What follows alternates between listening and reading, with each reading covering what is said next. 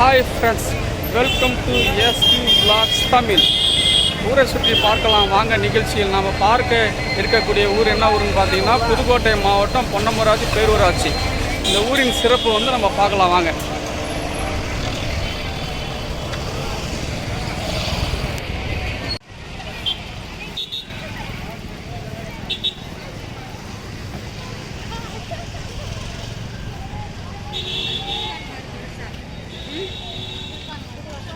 இது பொன்னமராவதி பேருந்து நிலையம்.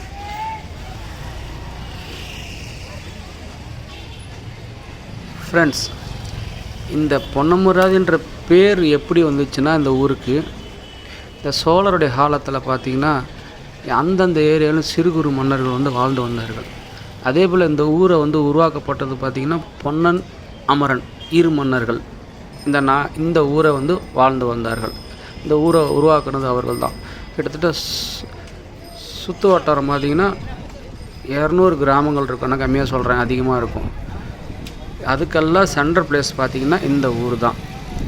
நகராட்சி ஆகலை, இன்னும் பேரூராட்சியாக தான் இருக்குது. எல்லாம் உங்களுக்கு நகைகளாக இருக்கட்டும், ஜவுளிகளாக இருக்கட்டும், மித்த காய்கறிகள், மார்க்கெட்டு, மல்லிகை ஜாமான் A to Z எல்லாம் இந்த ஊருக்கு தான் வந்து அவங்க பர்ச்சேஸ் பண்ணி ஆகணும். எல்லாம் கிராமத்து மக்கள் சுற்று வட்டாரம் எல்லாம் இங்கே தான் வந்தோம். சென்ட்ரல் பிளேஸாக வந்து இந்த ஊர் வந்து அமையுது பொன்னமராவதி. விவசாயம் வந்து அதிகமாக இங்கே இருக்குது. இந்த ஊரில் குடிசை தொழிலாக வெங்கலம், பித்தளை பாத்திரம் இங்கே வந்து இந்த குடிசை தொழிலாக இங்கே வந்து செஞ்சுக்கிட்டு வராங்க. அப்புறம் இந்த ஊரில் பார்த்திங்கன்னா நகை வந்து ரொம்ப சிறப்பாக பேசப்படுறாங்க. நகை இந்த ஊரில் எடுத்தால் சுத்தமாக இருக்கும்.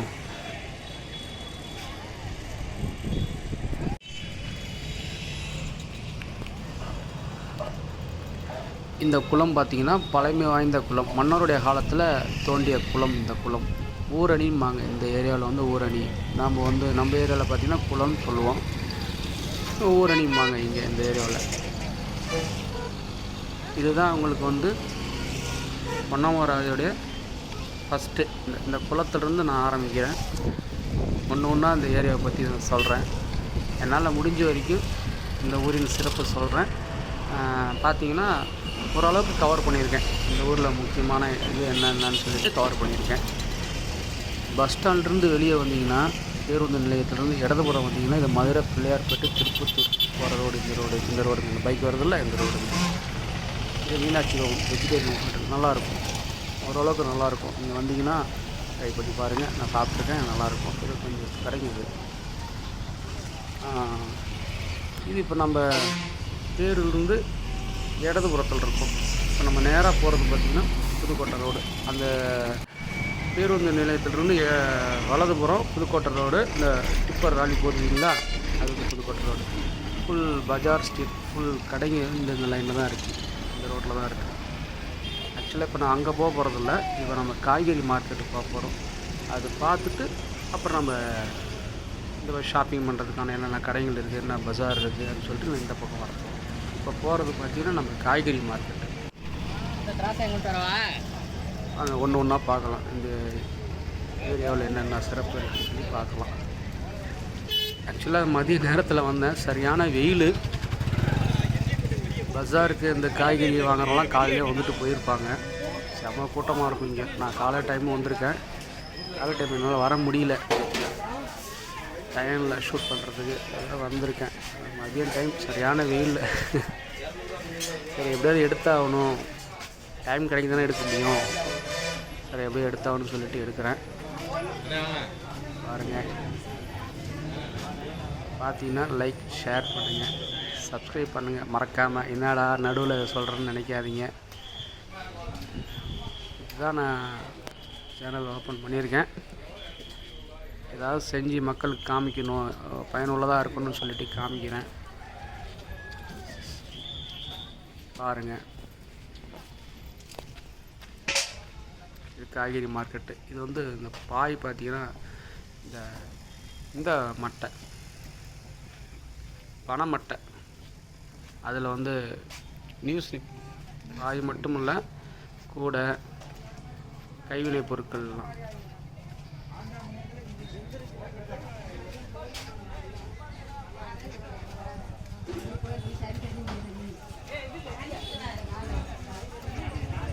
மதிய நேரம்ன்றதுனால மக்கள் அதிகம் வெளியே வரல. வெயில் சரியான வெயில். அது 2-3 நாள் இந்த வாரம் ஃபுல்லாகவே வெயில் தான். எல்லாம் தமிழ்நாடு முழுவதுமே நல்லா வெயில் அடிக்குது.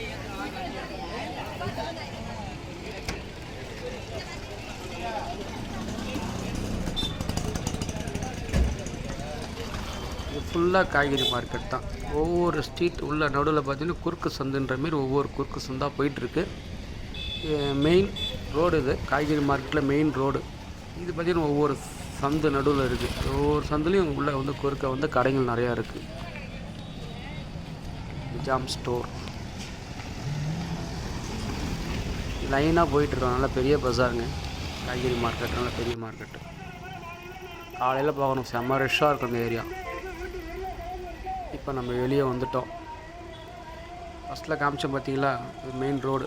அதாவது பேருந்து நிலையத்துலேருந்து வெளியே வந்தீங்கன்னா ரைட் சைடு புதுக்கோட்டை போகிற ரோடு, இதுதான் மெயின் ரோடு. மெயின் ரோட்டில் பார்த்தீங்கன்னா ஃபுல் பஜார், ஃபுல் கடைங்க இங்கே தான் இருக்கும். எல்லா கடைகளும் இங்கே தான் இருக்கும். ஜவுளி கடை, பாத்திர கடை, மளிகை கடை, மெடிக்கல் ஷாப்பு எல்லாம் இங்கே தான் இருக்கும். மெயின் ஒரு ரோட்லேயே அடங்கிடுதுங்க இந்த ஊர். பேருந்து நிலையத்து வந்து வெளியே வந்தீங்கன்னா வலதுபுறம் புதுக்கோட்டை ரோடு, இடதுபுறம் மதுரை ரோடு. இது எல்லாமே சென்ட்ரல் பிளேஸுங்க இந்த ஊர். மதுரைக்கு இந்தாண்ட திண்டுக்கல், திருச்சி, புதுக்கோட்டை. இது புதுக்கோட்டை ரோடு தான் நம்ம போயிட்டுருக்கோம். ஆக்சுவலாக எல்லாத்துக்குமே சென்ட்ரல் பிளேஸுங்க. கிலோமீட்டர் அதிகம் இல்லை. புதுக்கோட்டை இங்கேருந்து 40 கிலோமீட்டருங்க. பிள்ளையார்பட்டி ரொம்ப கம்மி, 20-25 தான் வரும். மதுரை வந்து 80 தாங்க வரும். திருப்பத்தூர் வந்து ஒரு 30 தான் வரும், 35 தான் வரும். சரியாக சொல்லலை. எல்லாம் சென்ட்ரல் பிளேஸ் இந்த ஊர். வெயில் நேரன்றதுனால மக்கள் அதிகம் வெளியே வரல.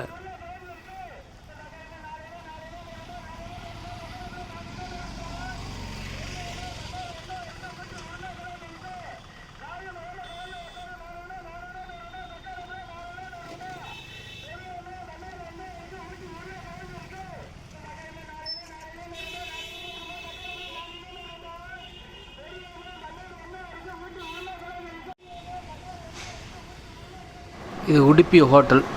கிட்டத்தட்ட 3 தலைமுறையாக இயங்கிக்கிட்டு வருது. வெஜிடேரியன் ஹோட்டல் நல்லாயிருக்கும். 2 ஹோட்டல், மீனாட்சி பவன் ஒன்று, உடுப்பி ஹோட்டல் ஒன்று. இங்கே 2மே நல்லாயிருக்கும். இதுதான் ரொம்ப ஸ்டாண்டர்டாக இருக்கும். வந்தீங்கன்னா ட்ரை பண்ணி பாருங்கள்.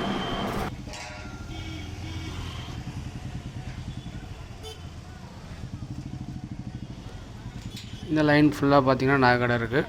ஜவுளி கடை இந்த சைடு ஜவுளி கடை, இந்த பக்கம் நகை கடை. நகை கடை ஒரு 20 கடை இருக்குங்க. நகை தான் இந்த பக்கம் ரொம்ப ஃபேமஸாக பேசப்படுறாங்க எல்லோரும். நகை இங்கே வாங்கினா நல்லாயிருக்கும், சுத்தமாக இருக்கும் அப்படின்னு சொல்லிட்டு. அது எல்லா இடத்துலையுமே நல்லா தான் இருக்கும். நகை கடைன்றது வந்து எல்லா இடத்துலையும் நல்லா தான் இருக்கும். ஆனால் பொன்னமராவதி பிரத்யேகமாக சொல்கிறாங்க, இங்கே நகை வாங்கினா நல்லா இருக்குன்னு சொல்கிறாங்க.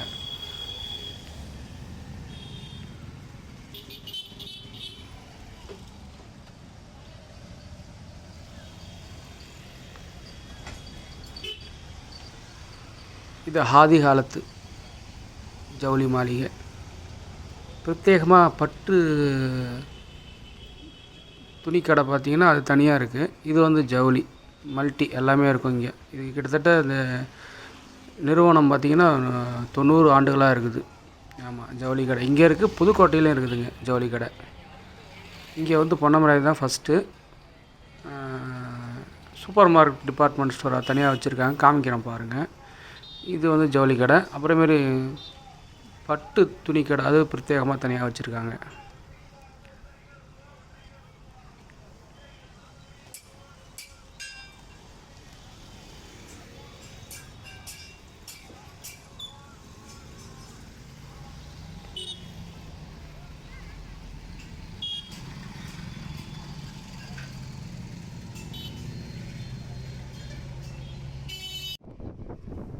இது ஆதி காலத்து அலங்கார மாளிகை. இதான் சூப்பர் மார்க்கெட், பெரிய டிபார்ட்மெண்ட் ஸ்டோருங்க. A to Z எல்லாம் ஹோல்சேல் ரீட்டைல் எல்லாமே கிடைக்கும். எனி டைம் கூட்டமாக தான் இருக்கும். வீட்டுக்கு தேவையான பொருட்கள் எல்லாமே இங்கே கிடைக்கும். சுப காரியங்களுக்கு, மற்ற விசேஷ காரியங்களுக்கு அனைத்துக்குமே கிடைக்கும். வந்தீங்கன்னா ஒரே இடத்துல வாங்கிட்டு போயிடலாம். எப்பயுமே பிஸியாக இருக்கும், பொருள் நல்லாயிருக்கும்.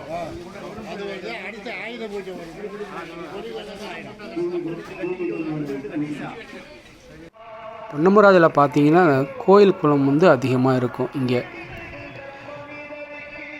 இங்கே பார்த்தீங்கன்னா இந்த நகரத்தார் வந்து அதிகமாக வாழ்ந்து வராங்க. அதிகமாக வந்து நாட்டுக்கோட்டை செட்டின்னு சொல்லுவாங்க நம்ம ஏரியாவில். இங்கே வந்து நகரத்தாருன்னு சொல்லுவாங்க. இங்கே வந்து அதிகமாக வாழ்ந்து வராங்க.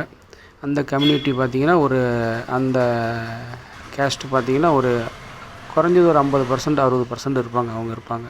நாட்டுக்கோட்டை செட்டின்னு சொல்லுவாங்க. நகரத்தார் இருப்பாங்க. அவங்க வாழ்ந்து வராங்க. இன்னும் மற்ற கேட்டகரியும் மித்த கம்யூனிட்டியும் மித்த கேஸ்ட்டு உள்ளவங்களும் இருக்காங்க இங்கே.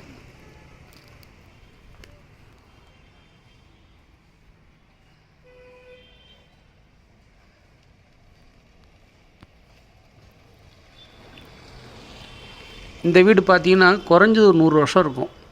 அரண்மனை போல் இது போல் வீடுகள் நிறையா இருக்குது. எல்லாம் நாட்டுக்கோட்டை செட்டியார் வீடுங்க தான் இதெல்லாம் ஃபுல்லாக. ஒவ்வொரு வீடு பார்த்திங்கன்னா 1 ஏக்கரு 1.5 ஏக்கரு 1 ஏக்கர் கம்மி இல்லை வீடுகள். ஆனால் கரெக்டாக மெயின்டைன்ஸ் பண்ணிட்டு வராங்க.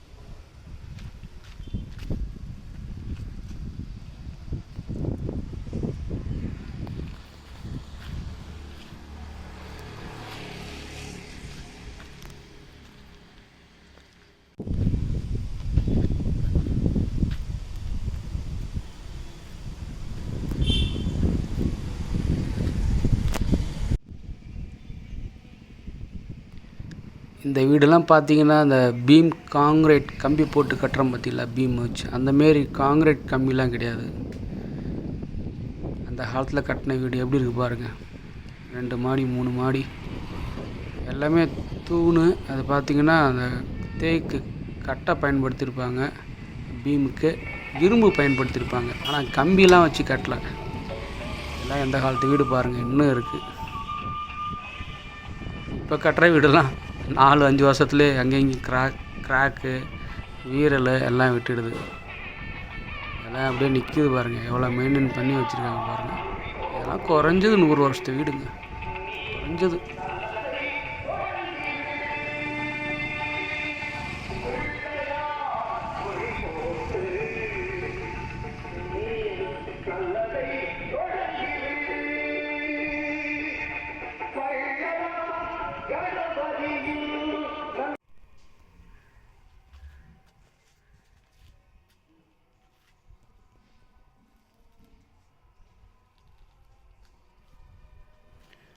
பார்த்தீங்களா எவ்வளோ பெரிய வீடுன்னு. சினிமா படங்கள்லாம் காமிப்பாங்களே அதுபோல் அரண்மனை போல் வீடுங்க. அது போகுங்க 1 ஏக்கர் ஃபுல்லாக போயிட்டே இருக்கும்.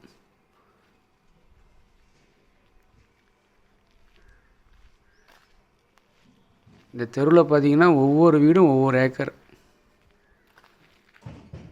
நம்ம வீடு பார்த்திங்கன்னா 3 சென்ட்டுன்னு சொல்லுவாங்க. 1200 1500 ஸ்கொயர் ஃபீட்டு தான் நம்ம வீடுங்கள்லாம் அதிகபட்சம். இது பார்த்திங்கன்னா 1 ஏக்கர்னால் 100 சென்ட்டு.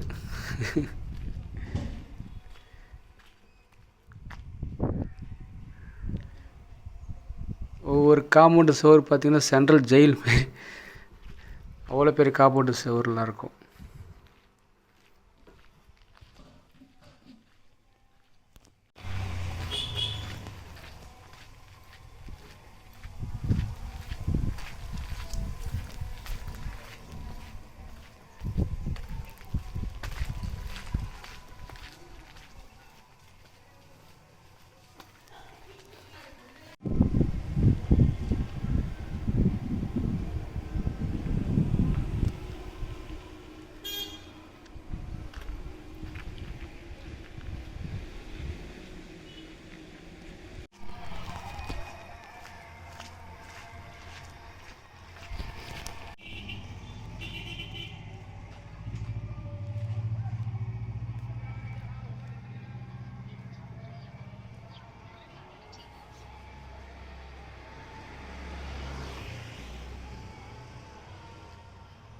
இந்த வீட்டு காம்பவுண்ட் சுவர் பாருங்கள்.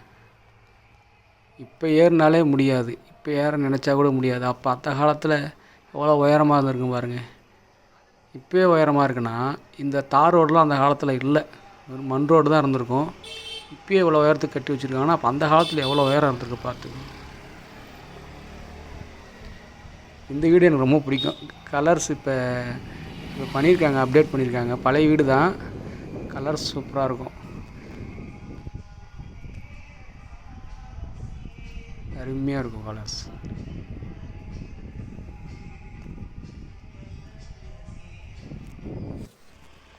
இந்த ஓடு வீடெலாம் பாருங்களேன், பழைய வீடு எல்லாம் ஹைட்டாக எல்லாம் கூரை. அந்த இப்போல்லாம் அந்த ஓடு வீடு நம்ம ஊர் பார்க்குறதில்ல, எல்லாம் மெத்த வீடாக கட்டிட்டாங்க.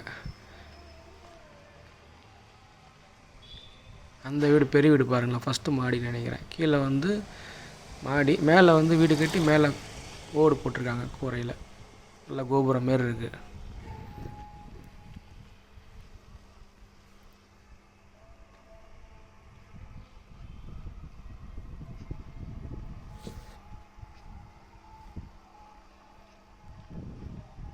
வீடு தான் ரொம்ப பெருசாக இருக்கும். பார்த்தீங்கன்னா யாரும் குடியிருக்க மாட்டாங்க, யாராவது வாடகைக்கு வச்சுட்டு இவங்க போயிடுவாங்க. அதிகமாக இவங்க பிஸ்னஸ் பார்த்திங்கன்னா கோயம்புத்தூர், திருச்சி, திண்டுக்கல், மதுரை, சுற்று வட்டாரம், சென்னை எல்லாம் சிட்டியில், பெங்களூர், இந்த மாதிரி சிங்கப்பூர், மலேசியா எல்லாம் பிஸ்னஸ் மேன் தான், பிஸ்னஸ் மேக்னெட் தான், பெரிய பெரிய வல்லுநர்கள்லாம் எல்லா ஃபீல்டில் இருக்காங்க இவங்க. விசேஷ காரியங்கள் எதாவது நடத்தணும், ஏதாவது விசேஷத்துக்கு மட்டும்தான் இவங்க வருவாங்க. இங்கே கல்யாணம் மித்த காரியத்துக்கு மட்டும் இங்கே வருவாங்க. இவங்க எங்கே தங்கியிருக்காங்களோ அவங்களுக்கும் அங்கேயும் சொந்தமாக வீடு இருக்கும், இங்கேயும் இவங்க சொந்த ஊரில் வீடு இருக்கும். எல்லா பிஸ்னஸ் மேனும் தான் அதிகம் இவங்க. நாட்டுக்கோட்டை செட்டியார், நகரத்தார்னு சொல்லுவாங்க.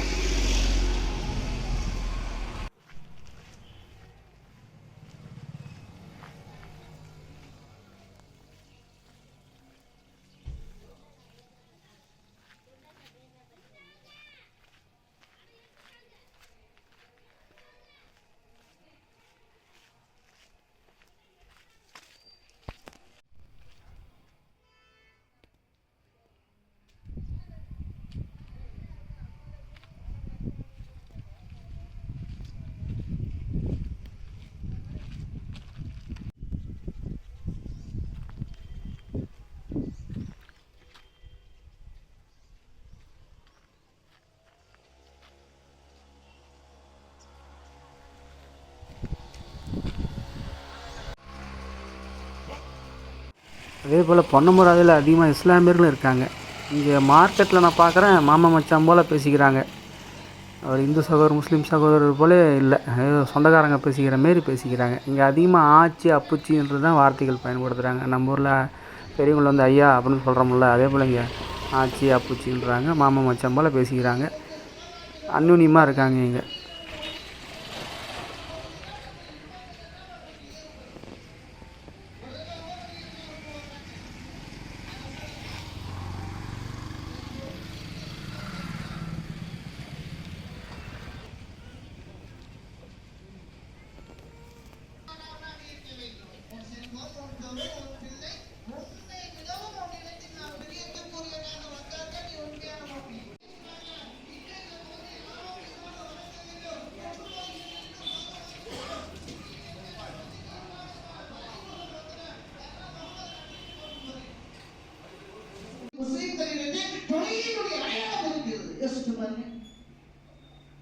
தொழுகையினுடைய அடையாளம் இருப்பது நபியினுடைய வழிமுறை, நபியினுடைய மிகப்பெரிய தியாகம். அவர் ருக்கு செய்த நிலை, சுஜூது செய்த நிலையில் வாழ்வார். இதெல்லாம் தௌராத்தில் எழுதி பதிக்கப்பட்டது என்பதாக அல்லாஹ் சொல்கிறார்.